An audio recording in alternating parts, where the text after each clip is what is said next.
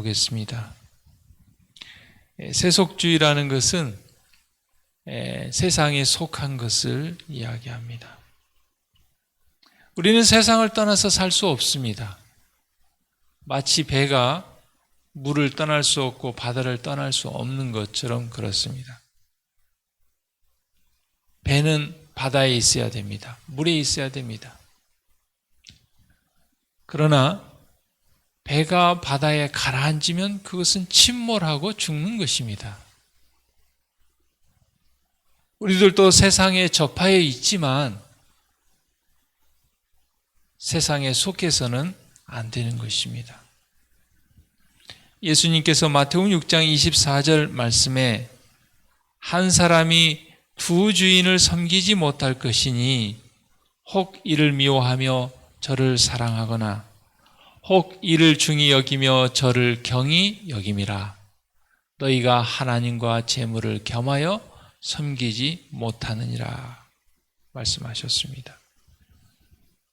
하나님과 재물을 겸하여 섬기는 것을 하나님께서는 선지자를 통하여 두 마음을 가진 사람이라고 그랬습니다. 두 마음을 가진 사람, 하늘에 적합하지 않다고 말씀하셨습니다. 왜냐하면 사랑은 100%를 요구하기 때문에 그렇습니다. 사랑은 나누어 가질 수 없습니다. 하나님께서도 온 마음을 다하여 나를 사랑하라고 그랬습니다.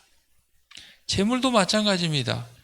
재물도 온 마음을 다하지 않고는 재물을 얻을 수 없습니다. 결국 하나님과 재물 두 가지를 다 얻으려고 하면 마음이 나누어질 수밖에 없는 것입니다. 야고보서 4장 4절에는 간음이라는, 영적 간음이라는 표현을 썼습니다. 간음하는 여자들이여 세상과 벗된 것이 하나님의 원수임을 알지 못하느냐. 그런즉 누구든지 세상과 벗이 되고자 하는 자는 스스로 하나님과 원수가 되게 하는 것이니라.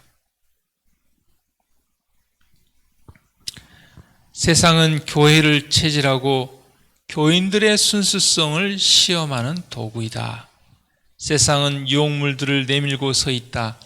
신자들이 그것들을 받아들이면 그것들은 신자들의 생애가 그들의 신앙 고백과 조화되지 않는 곳에 처하게 된다. 그랬습니다. 이 마지막 때 세상을 통하여 교회를 체질하고 정말 교인들이 순수한지 그렇지 않은지, 알곡인지 가라지인지를 시험하는 도구로 이 세상이 쓰임을 받게 된다는 것입니다. 사단은 예수님을 광야에서 시험했고 이 마지막 때 세상을 통하여 시험할 것입니다. 세상에 시험하는 요소는 재물과 명예와 쾌락, 요약해보면 이 세 가지입니다. 제가 예전에 목회할 때 집사님 남편이 요즘 이제 6월에 지방선거가 있는데 군의원에 이렇게 출마를 했습니다.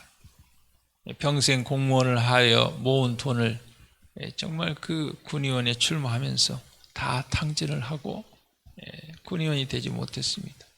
온 가족이 몸져 누워가지고 시리에 빠져있는 모습을 보면서 참으로 안타까웠습니다. 나중에 말씀하시기를 정말 돈을 평생 그렇게 물 쓰듯이 써본 일이 없다, 그런 표현을 했습니다. 옆에 있는 사람들이 다 부축입니다. 금방 될 것처럼. 물론 뜻이 있고 생각이 있어서 했겠지만 목회자 입장에 참 귀한 재정이 좀 안타까운 마음이 들었습니다. 우리는 많은 경우에 하나님과 하나님의 사업과 선교 사업에 써야 될 재정을 잃어버리는 경우들이 많이 있습니다. 탐심과 이기심과 돈을 사랑하고 세상을 사랑하는 마음, 그것이 세속주의입니다. 탐심과 이기심과 돈을 사랑하고 세상을 하나님보다 더 사랑하는 마음. 그런데 안타깝게도 이러한 마음이 안식일을 준수하는 하나님의 이 교회, 남은 교회 안에 편만에 있는 것을 선지자가 봤다고 기록하고 있습니다. 이러한 악은 하나님의 백성들 사이에서 희생의 정신을 파괴하고 있다 그랬습니다. 이러한 마음들이 우리의 마음에서 희생의 정신을 파괴하고 있습니다.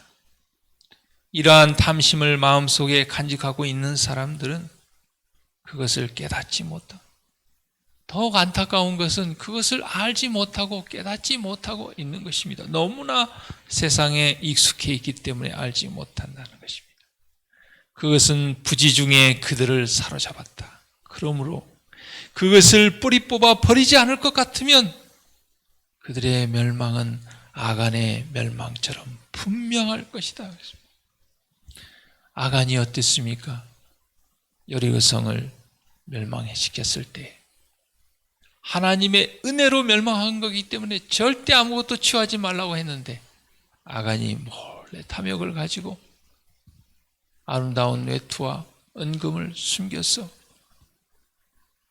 결국은 그 작은 아이성을 정복하지 못하고 패하게 되는데 그 원인이 아간 한 사람의 탐심에 있었다고 그랬습니다. 결국 아간은 아골 골짜기에 가서 멸망을 당하고 맙니다. 신약에 와서는 사도행전 5장에 아나니아와 삽비라가 하나님께 헌신하기로 맹세하다가 땅을 팔고 헌신하지 않고 그것을 감추어 둠으로 성령의 진노함으로 아나니아와 삽비라가 죽임을 당했습니다. 어떻게 보면 참 심하다 하는 생각도 들지만 그 어린 교회, 초대교회의 그 희생과 헌신으로 교회가 크게 부흥할 때 아나니아와 삽비라의 모범은 엄청나고 큰 영향을 그 교회에 미칠 수 있는 그런 가운데 있었기 때문에 하나님의 정말 우리가 다 이해할 수 없는 그런 신비함과 인도하심이 있었던 것입니다. 우리 모든 성도들이 다 희생과 헌신하는 마음을 가지면 그 마음이 전염이 됩니다. 그러나 어느 한 사람이라도 탐심과 이기심과 돈을 사랑하고 세상을 사랑하는 마음으로 희생정신이 파괴되면 그것이 다 온 성도들에게 전파가 되는 것입니다. 누군가 정직한 11금을 드리지 않으면서도 장로가 되고 집사가 되고 목사가 되면은 장로님도 집사님도 목사님도 그렇게 하는데 우리야 이렇게 되는 것입니다.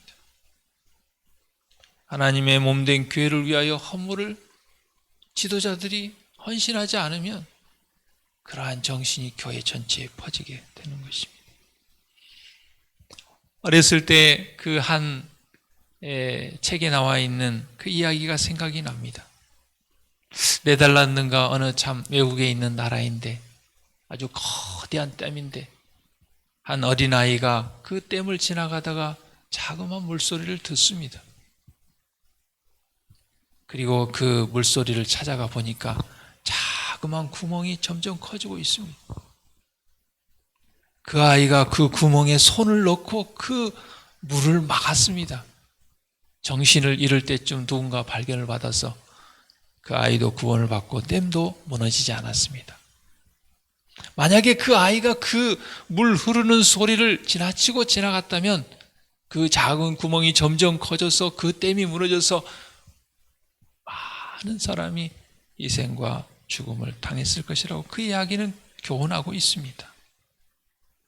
아간 한 사람, 아나니아와 삽비라 한 사람, 나 한 사람쯤 하는 그런 세속적인 정신이 전염되고 퍼져서 하나님이 교회에 큰 어려움을 주는 것입니다. 그러나 우리 한 사람 한 사람이 예수님과 같은 그 희생의 정신을 가지고 세속주의에 빠지지 아니하고 헌신하고 희생할 때 온 성도가 연합하여 이 마지막 사업을 마치게 되는 것입니다.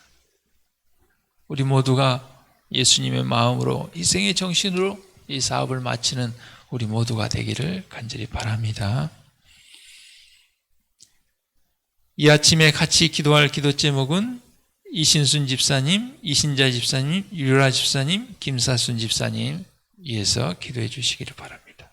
기도하겠습니다.